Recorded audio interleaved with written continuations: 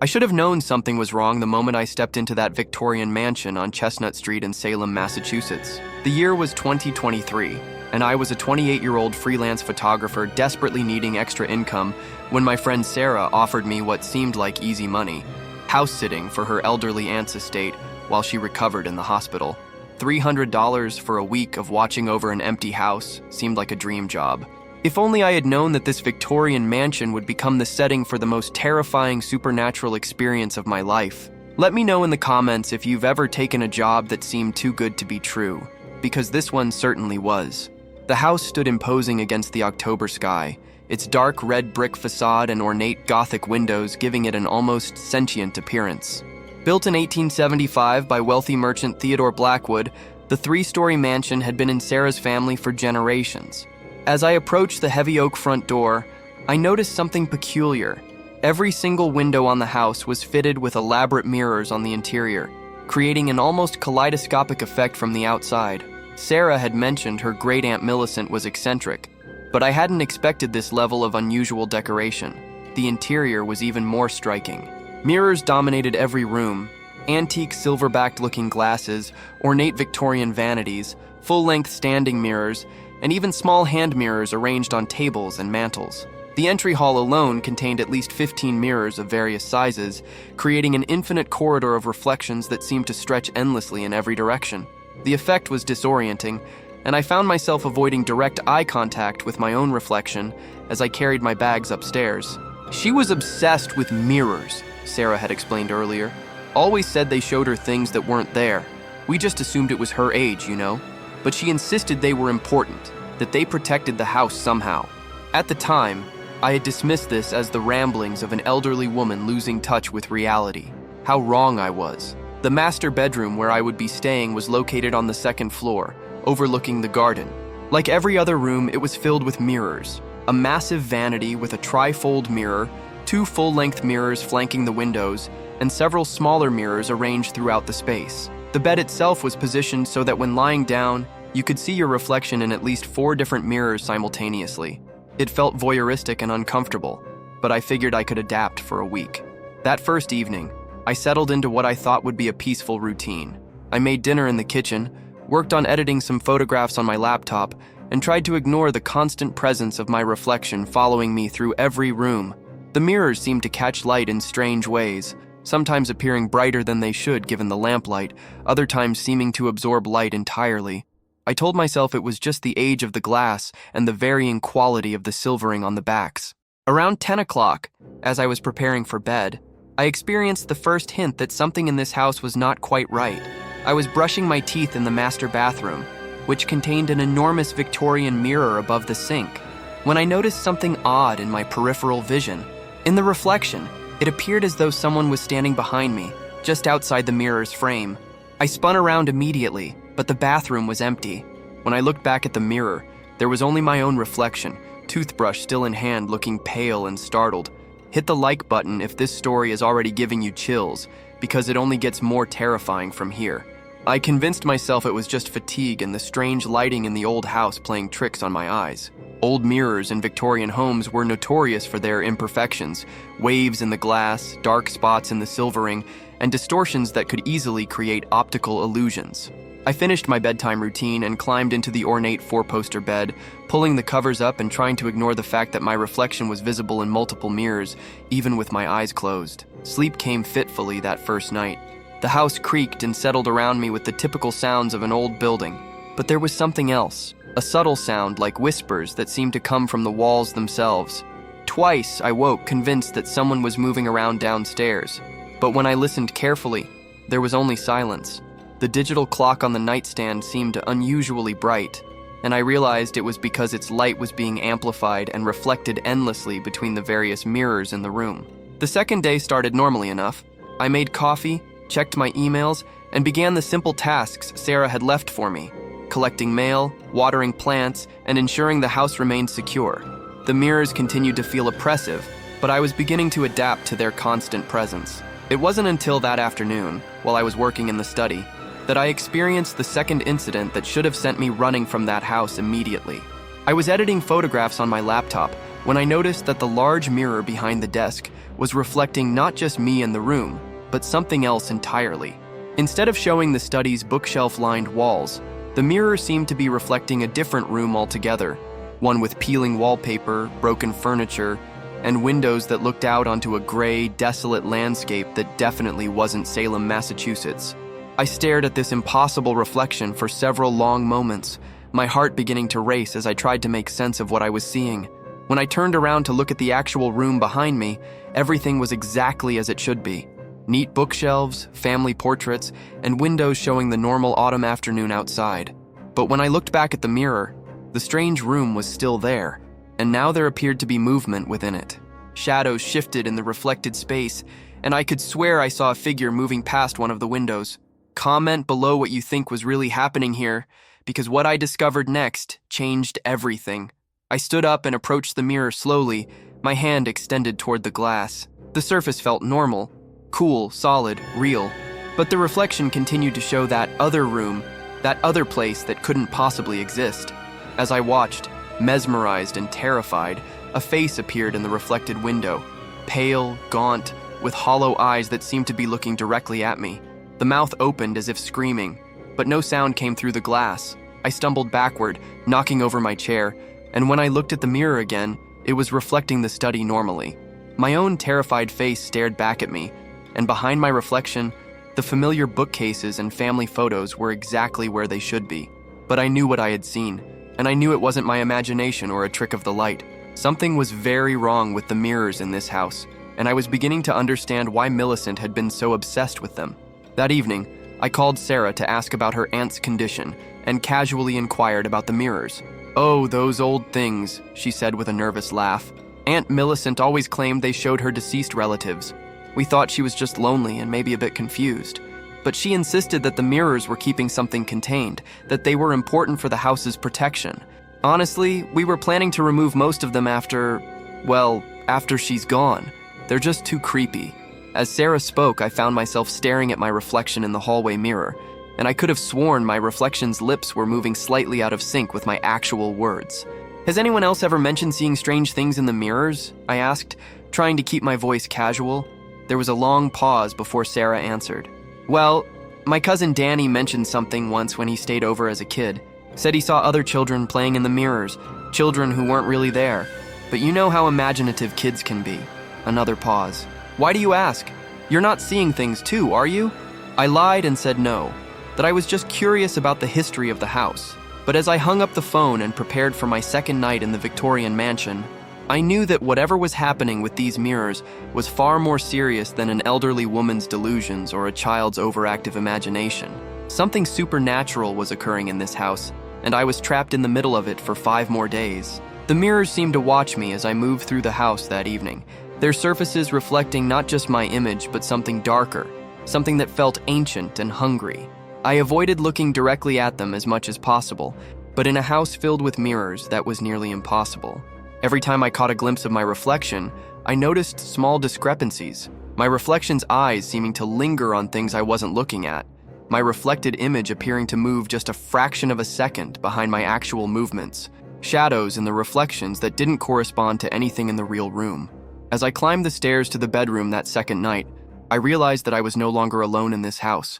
The mirrors had become doorways to somewhere else, and something on the other side was very aware of my presence. The Victorian mansion that had seemed like an easy house-sitting job was revealing itself to be a supernatural prison, and I was beginning to understand that I might not be the guard, I might be the prisoner. Paragraph 2. Paranormal activity escalation. 2,000 words. The third day in the Victorian mansion began with an incident that left me questioning my own sanity. I had spent a restless night, constantly aware of the mirrors surrounding the bed, and woke around 6 in the morning to use the bathroom. In my groggy state, I stumbled to the ensuite bathroom without turning on the lights, relying on the dim morning light filtering through the curtains. As I stood at the sink afterward, washing my hands, I glanced up at the large mirror above the vanity and froze in absolute terror. My reflection wasn't there. The mirror showed the bathroom exactly as it was, the Victorian tiles, the ornate fixtures, the morning light from the window, but the space where I should have been standing was empty. I could see my hands moving under the running water, could feel the cool liquid on my skin, but in the mirror, The faucet appeared to be running by itself.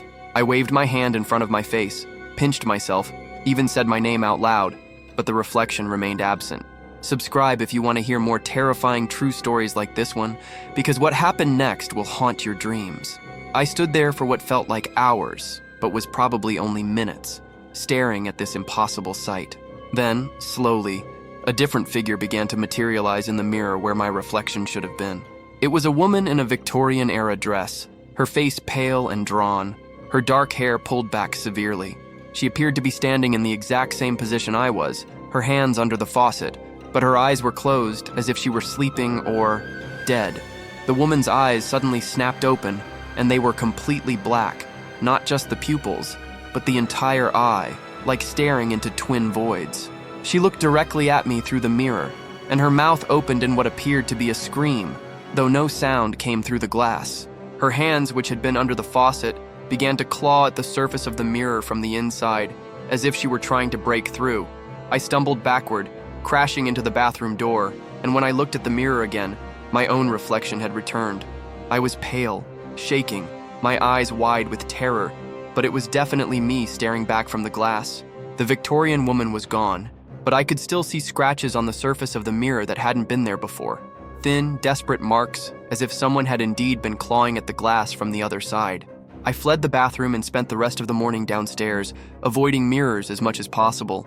But in a house where every room contained multiple reflecting surfaces, this was nearly impossible. Throughout the day, I began to notice that all the mirrors in the house were showing subtle abnormalities. Reflections appeared just slightly delayed. Shadows moved independently of their sources. And occasionally I would catch glimpses of figures or rooms that shouldn't exist. The large mirror in the dining room began showing what appeared to be a formal dinner party from another era.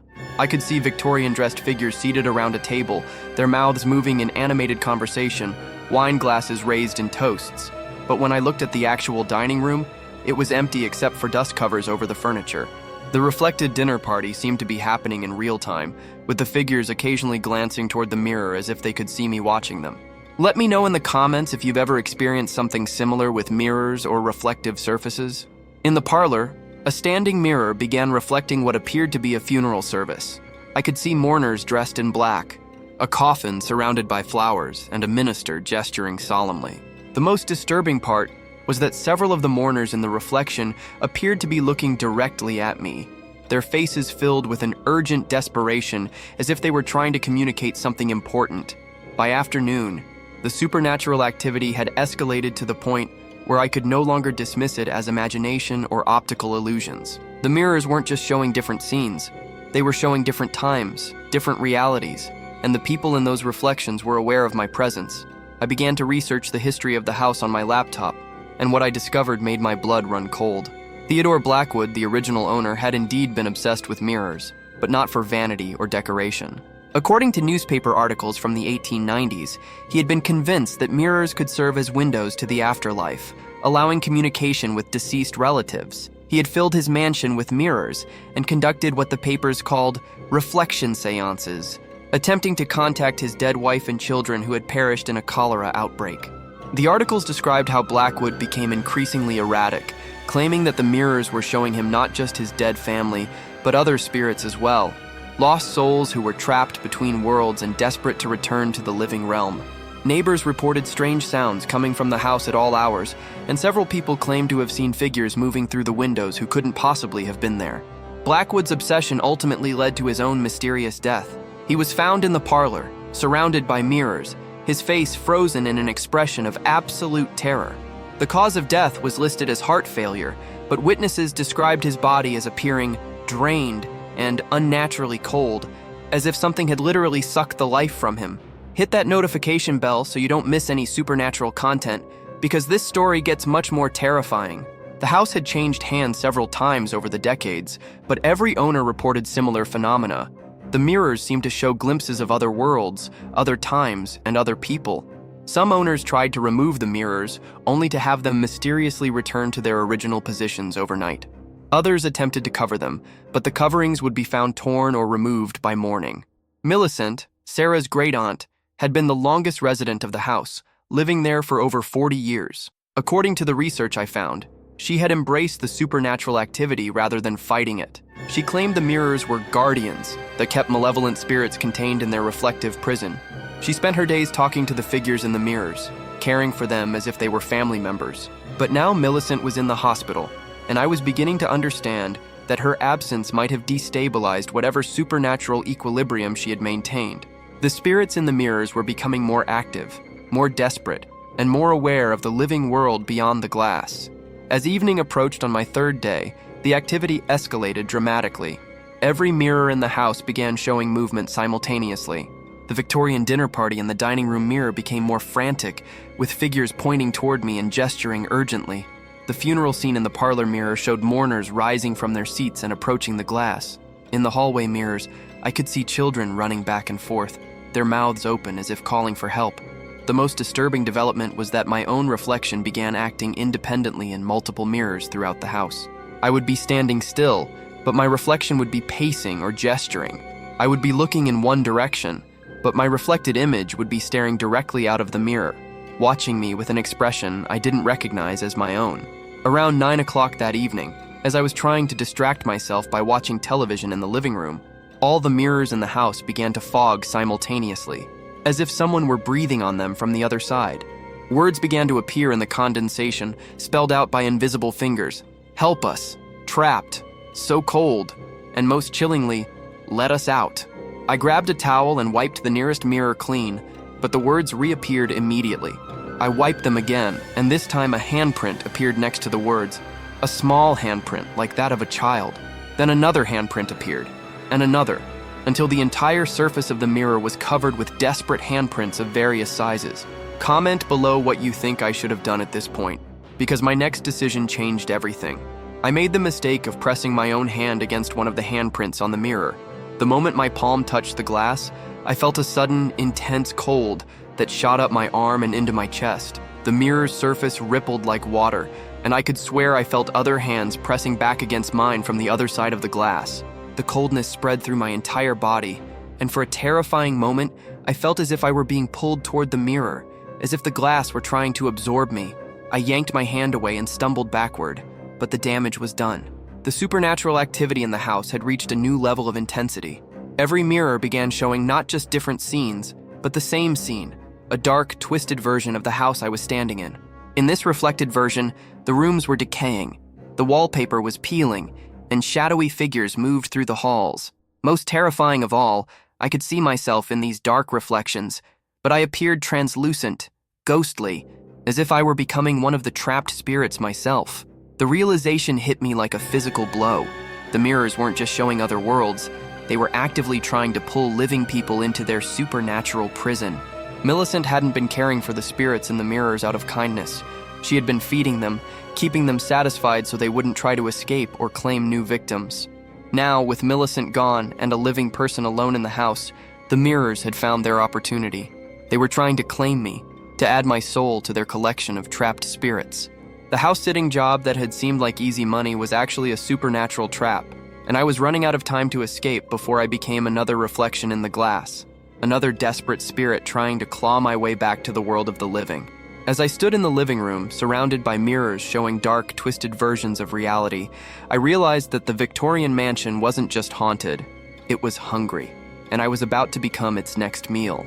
Paragraph 3, Supernatural Presence, Confirmation and Intensification, 2,000 words. The fourth night in the Victorian mansion brought with it an escalation of supernatural activity that left no doubt in my mind that I was dealing with forces far beyond my understanding. The mirrors had become active portals, and the entities trapped within them were no longer content to simply observe. They wanted out, and they had chosen me as their means of escape. I had barricaded myself in the living room, positioning a chair so that my back was to the wall and I could see all the mirrors in the room at once. But even this precaution proved useless as the supernatural activity intensified. Around midnight, every mirror in the house began to emit a soft, pulsing glow, as if they were breathing with an inner light. The temperature in the mansion dropped noticeably, and I could see my breath forming small clouds in the suddenly frigid air. Share this video with someone who loves horror stories, because what happened next defied all logic and reason. The first direct contact came through the large, ornate mirror that dominated the living room's far wall. The glass surface began to ripple like disturbed water, and a hand pressed through from the other side, not reflected in the glass, but actually pushing through it as if the mirror were made of liquid rather than solid glass. The hand was pale, almost translucent, with long, thin fingers that ended in blackened nails. It grasped at the air on my side of the mirror, searching, reaching, desperate to find purchase in the world of the living. I pressed myself back against the wall, paralyzed with terror, as more hands began emerging from other mirrors throughout the room. Some were adult hands, some appeared to be children's, and others were so decayed and skeletal that they could barely be called human. They all reached toward me with the same desperate hunger, clawing at the air between us as if trying to grab hold of my life force itself. The whispers that had been barely audible on previous nights now became a chorus of voices, all speaking at once in a cacophony of pleas, demands, and threats. I could make out individual words: cold, lonely, help, please, but also more sinister phrases: join us, stay forever, your warmth, give us life. The voices seemed to come from every mirror simultaneously, creating an echo chamber of supernatural desperation that filled the entire house. Then I saw her clearly for the first time. The Victorian woman from the bathroom mirror. She stepped through the large living room mirror like walking through a doorway, her entire form becoming visible in my reality. She wore a dark green dress with a high collar, her hair pinned back in the severe style of the 1800s. But her skin was translucent, almost glowing with an inner light, and her eyes were those same terrible black voids I had seen before. "You have such warmth," she said, her voice echoing strangely as if it were coming from very far away. "We have been so cold for so long. Theodore promised we could return, promised the mirrors would be doorways back to life, but we became trapped, imprisoned in reflection and glass. Let me know if you want a part 2 to this story, because what she revealed next explained everything." As she spoke, other figures began emerging from mirrors throughout the room. A man in a Victorian suit who appeared to have died from some wasting disease, his frame gaunt and skeletal. Children in period clothing, their faces pale and their eyes hollow with an eternal sadness. An elderly woman whose neck bore the marks of what looked like rope burns. They were all translucent, all glowing with that same inner light, and all focused intently on me. "Theodore Blackwood," the woman continued, gliding closer to me across the living room floor, "sought to speak with his dead wife and children. After the cholera took them, he filled this house with mirrors, believing they could serve as doorways between worlds. And he was right. They could. But he didn't understand the price." The other spirits formed a circle around me, trapping me against the wall. I could feel the cold radiating from their forms, a supernatural chill that seemed to seep into my bones and make my teeth chatter uncontrollably. When they moved, they left trails of that strange light in the air, like ghostly after-images that took several seconds to fade. "The mirrors don't just show the dead," she explained, her black eyes never leaving my face. "They trap the living who look too long, who touch the glass, who make contact with those of us who dwell within. Theodore was our first, pulled into the mirror world when he pressed his hands against the glass to try to touch his dead wife. He thought he was joining his family, but instead he became like us, forever trapped between worlds. I tried to speak, to ask questions, but my voice came out as barely a whisper. 'What do you want from me?' The woman smiled, but it was not a comforting expression. Her mouth was too wide, her teeth too sharp, and the black voids of her eyes seemed to swallow light rather than reflect it. 'We want to live again,' she said simply. 'We want warmth, breath, heartbeats, the simple joy of existing in flesh rather than spirit. And you, dear one, can give us that.' Comment below what you think their plan was for me, because it was more terrifying than I could have imagined." The elderly woman with the rope marks around her neck stepped forward. "The mirrors are doorways, but they require exchange. For one of us to step through into life, one of the living must step through into reflection. It is the only way to maintain the balance that keeps the doorways open." I finally understood the true horror of my situation. The house wasn't just haunted, it was a supernatural prison designed to trap living souls and exchange them for dead ones. Millicent hadn't been caring for the spirits in the mirrors out of kindness. She had been protecting the outside world from them, while serving as a guardian to prevent them from claiming living victims. Her absence had left the door open for them to find a replacement. "Millicent knew," the Victorian woman continued, as if reading my thoughts. "She made a bargain with us long ago. She would keep the mirrors clean, speak with us daily, and ensure we were not forgotten. and in return, we would not try to claim the living who entered this house. But age has taken her from us, and we are so very tired of being trapped in glass and reflection. The temperature in the room dropped even further, and frost began forming on the windows. The spirits moved closer, and I could feel their hunger like a physical presence pressing against me. They weren't evil exactly, but they were desperate beyond reason, and that desperation made them incredibly dangerous. "It won't hurt," whispered one of the children, a little girl who couldn't have been more than 8 when she died. "The crossing is peaceful, and then you'll be with us forever, and we can be warm again, alive again, free again." I pressed myself harder against the wall, but there was nowhere to run. The spirits surrounded me completely, and I could see more of them emerging from every mirror in the room. The house was full of them, decades worth of trapped souls who had become prisoners in the reflection world, all desperate to return to life and willing to trade my soul for their freedom. "How many?" I managed to ask. "How many people have you taken?" The Victorian woman tilted her head thoughtfully. "Not as many as you might think. Theodore was first, of course. Then a few others over the years.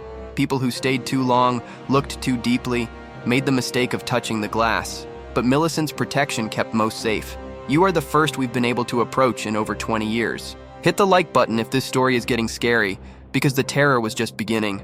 The spirits began to move in unison, forming a tighter circle around me. I could feel their supernatural energy pressing against my consciousness, trying to weaken my will and make me more susceptible to their influence. The air grew thick and oppressive, filled with the scent of old roses and something else. Something like decay mixed with the metallic smell of old silver. "Just touch the mirror," the Victorian woman urged, extending her translucent hand toward me. "Press your palms against the glass, and let us show you the reflection world. It's beautiful there, peaceful. No pain, no worry, no fear, just eternal existence in a world made of light and silver." I knew that if I touched the mirror again, I would be lost. The brief contact I had made the previous evening had already created some kind of supernatural connection between me and the reflection world.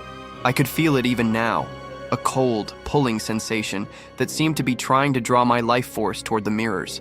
But as the spirits closed in, preparing to force me toward the nearest mirror, I remembered something from my research about Theodore Blackwood. The newspaper articles had mentioned that he was found surrounded by mirrors, but they had also noted that some of the mirrors in the house had been found shattered, as if something had tried to break them from the inside.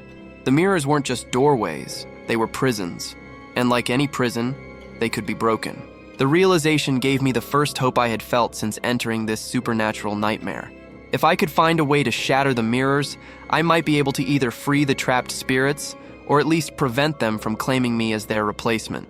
But with dozens of mirrors throughout the house and a growing number of desperate ghosts closing in on me, I would need to act quickly and decisively. The Victorian woman reached for my face with her cold, translucent fingers. "Don't fight us, dear one. Joining us is inevitable now. You've made contact with our world and the connection grows stronger every moment. Soon you won't have the will to resist, and the crossing will happen whether you cooperate or not."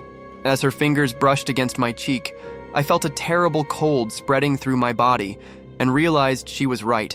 The supernatural connection was growing stronger, and my ability to resist was weakening by the moment. If I was going to escape this Victorian mansion and its mirror prison, I would have to act immediately, before the trapped spirits could complete their claim on my soul. The battle for my life, and my soul, was about to begin. Paragraph 4. The climax. Direct confrontation and supernatural terror. 2,000 words. What happened next in that Victorian mansion was the most terrifying experience of my life. A supernatural confrontation that pushed me to the very edge of sanity and beyond. The spirits surrounding me began to pulse with that eerie inner light, their forms becoming more solid and threatening as their desperation reached a fever pitch. I knew I had only moments before they would forcibly drag me into their mirror world, and I made a decision that probably saved my life. I decided to fight back.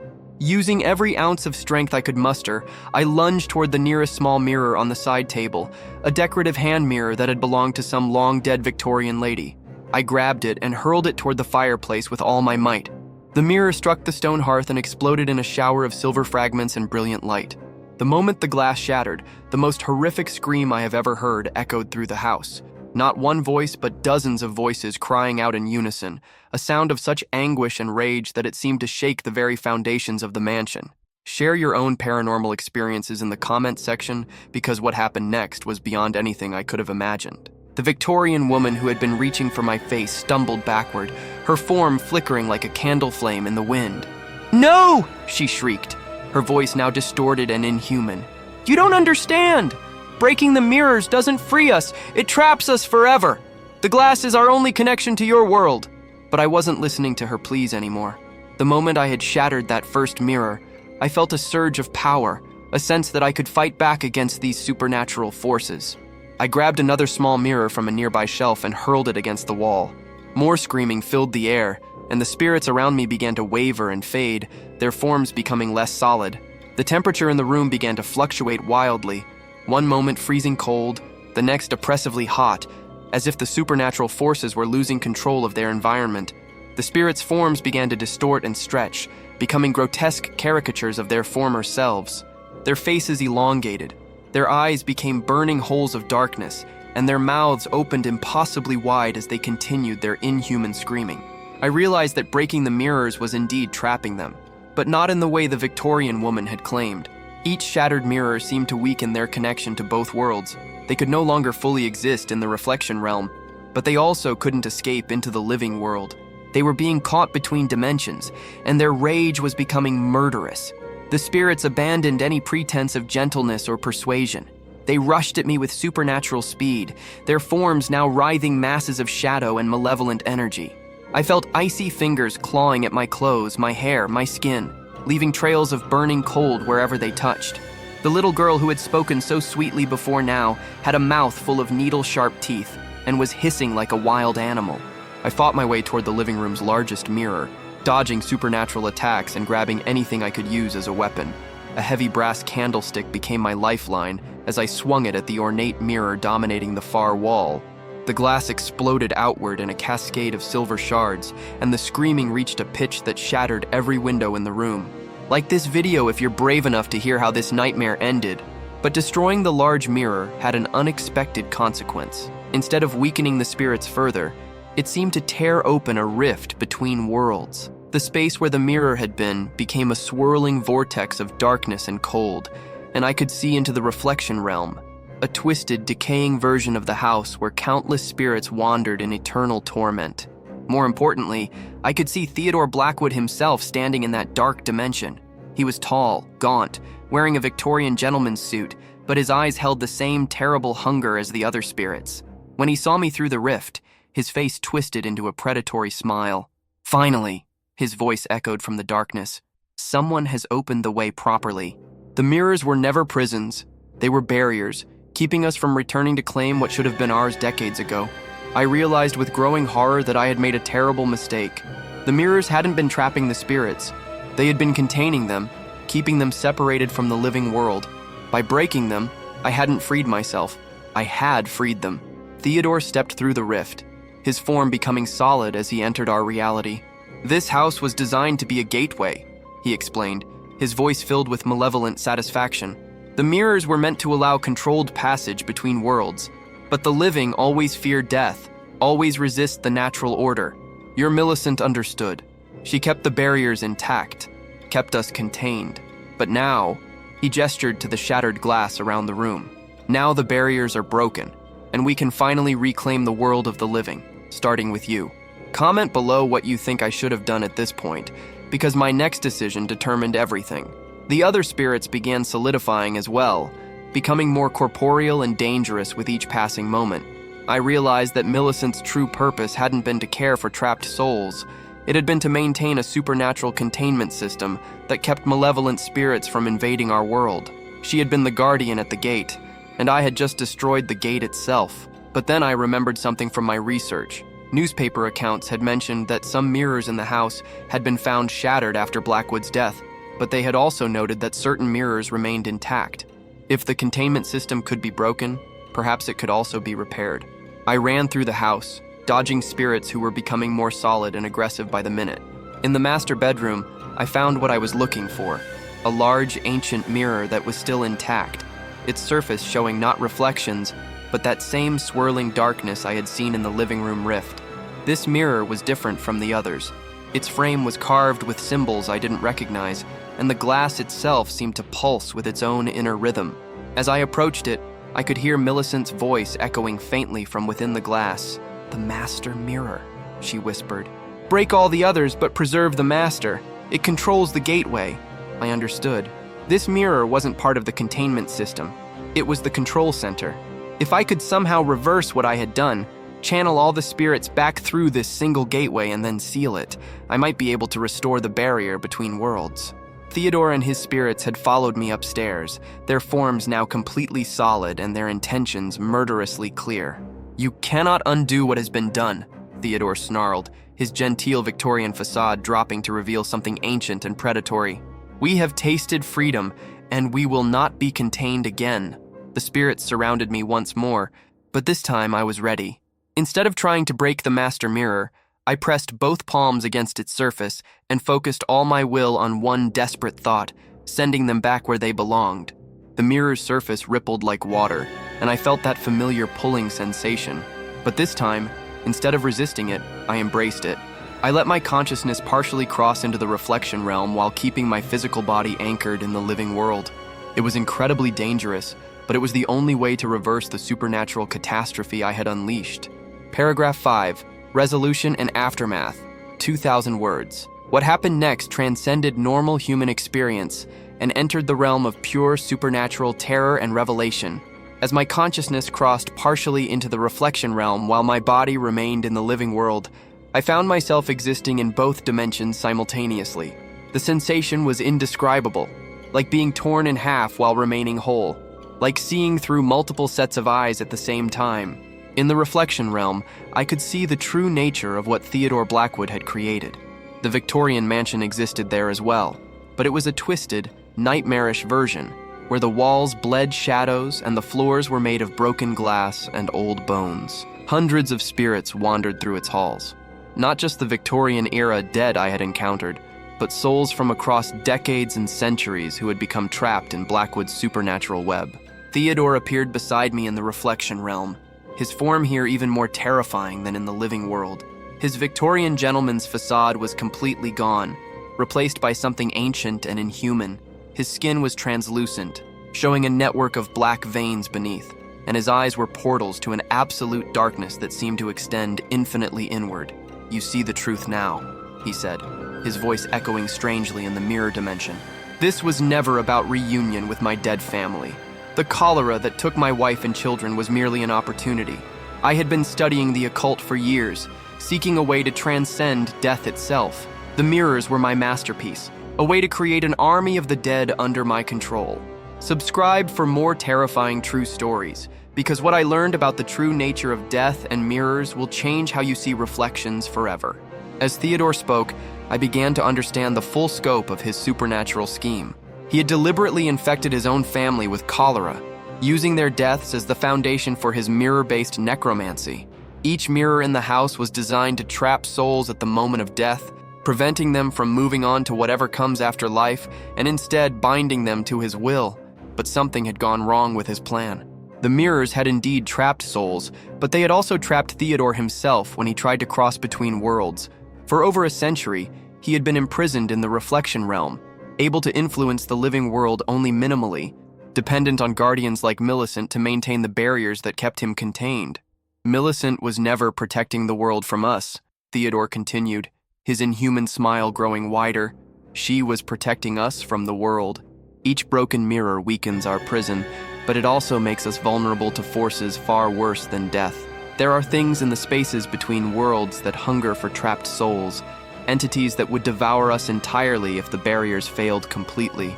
I realized with growing horror that by breaking the mirrors, I hadn't just released the spirits, I had potentially exposed our entire reality to supernatural predators that existed in the void between dimensions. The temperature around me dropped to an impossible degree, and I could sense something vast and malevolent approaching through the cosmic darkness beyond the reflection realm.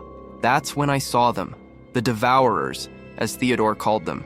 They appeared as massive shadows with countless reaching tentacles, entities of pure hunger that existed solely to consume souls and spiritual energy. They were drawn by the broken barriers, sensing the feast of trapped spirits that had suddenly become accessible. "Now you understand the choice," Theodore said, his voice filled with desperate urgency despite his inhuman appearance. Help me repair the barriers and restore the containment, or watch as everything, living and dead, is consumed by forces beyond your comprehension. Let me know in the comments if you want to hear about these cosmic horrors, because what I had to do next required the ultimate sacrifice. Working together in the reflection realm, Theodore and I began the process of reversing the supernatural catastrophe I had accidentally unleashed.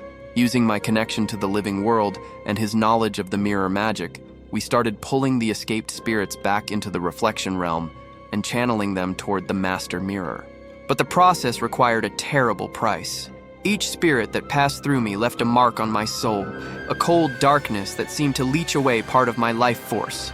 I could feel myself becoming less human with each transfer, more connected to the realm of the dead than the world of the living. The devourers were getting closer, their shadow tentacles reaching through cracks in reality toward the buffet of supernatural energy we represented. I could feel their hunger like a physical presence, a cosmic appetite that would never be satisfied no matter how much it consumed. "There's not enough time," Theodore said, his inhuman form beginning to flicker as the approaching entities affected even the reflection realm. "The barriers are too damaged. Too many spirits have escaped. We need a living soul to serve as an anchor, someone to bridge the gap between worlds and hold the containment system together." I knew what he was asking. Someone would need to remain partially in both worlds, serving as a living guardian to maintain the supernatural prison that kept these forces contained. It would mean sacrificing my normal life, my humanity, my connection to the ordinary world. But as I watched the devourers approaching and felt the reality around me beginning to fray at the edges, I realized there was no choice. If I didn't act, the supernatural catastrophe would spread beyond this house, potentially consuming our entire world. I made my decision. Using the master mirror as a focus, I channeled every escaped spirit back into the reflection realm, while simultaneously weaving my own life force into the barrier between worlds. The process was agony, like having my soul stretched across multiple dimensions, while cosmic forces tried to tear me apart. But gradually, the rift between worlds began to close. Theodore and the other spirits were pulled back into their reflection prison, but this time I went with them partially. My consciousness remained split between worlds, able to exist in both but never fully belonging to either. The devourers, sensing that their opportunity had passed, retreated back into the cosmic void, but I could feel them waiting, always waiting, for the barriers to weaken again. The mirrors throughout the house reassembled themselves, the shattered glass flowing back together like liquid silver until every reflection was restored. But now I could see the truth behind every mirror.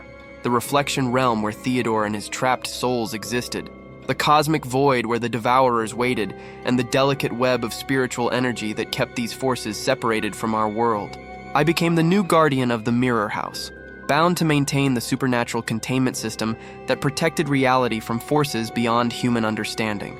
During the day, I exist mostly in the living world, appearing normal to any visitors. But at night, I cross into the reflection realm to ensure the barriers remain strong and the trapped spirits remain contained. Millicent recovered from her hospital stay, but when she returned to the house, she immediately understood what had happened. "I was wondering who would replace me," she said with sad smile. "The house always chooses its own guardian. I've served for 40 years, but I'm too old now to maintain the barriers properly. Thank you for taking on this burden." She moved out quietly, leaving me alone with the mirrors and their supernatural secrets. Sarah thought I had simply decided to rent the house long-term, never suspecting that I had become something more than human, a living bridge between worlds of life and death. Hit that like and subscribe button if this story has changed how you'll look at mirrors forever. Because living as a supernatural guardian has taught me truths about reality that most people could never handle. The house sits quietly on Chestnut Street in Salem, and to most people it appears to be just another well-maintained Victorian mansion. But I know the truth. Every night, I walk through rooms filled with mirrors that show glimpses of other worlds, other times, other realities. I speak with Theodore Blackwood and his trapped spirits, ensuring they remain contained and preventing them from finding new ways to escape. And sometimes late at night when the barriers between worlds grow thin, I can sense other houses like this one scattered across the world, places where the living and dead intersect, where brave souls like Millicent and now myself stand guard against forces that would consume everything we hold dear. The mirrors still show reflections during the day, appearing normal to casual observers. But for those who know how to look, who understand the supernatural nature of reflective surfaces, they reveal the truth, that death is not an ending, but a transformation. that reality has layers most people never see, and that sometimes the living must sacrifice their humanity to protect the world from supernatural forces beyond our comprehension. I'm no longer entirely human, but I am not dead either. I exist in the space between worlds, a guardian of thresholds, a keeper of cosmic secrets. And every day I ensure that the Mirror House continues to protect our reality from the hungry darkness that waits just beyond the glass. The Victorian mansion on Chestnut Street remains beautiful and imposing, its mirrors gleaming in windows that reflect not just light, but the eternal struggle between order and chaos, between the world of the living and the realm of the dead. And I remain its guardian, forever watching, forever vigilant, forever bound to the supernatural responsibility that saved our world from unimaginable horror. If you ever find yourself in an old house filled with mirrors, remember my story. Look carefully at your reflection, and if you see something that doesn't quite match your movements, something that seems to be watching you from behind the glass, walk away. Walk away immediately, and never look back. Because once you make contact with the world behind the mirrors, there's no guarantee you'll ever fully return to the world of the living.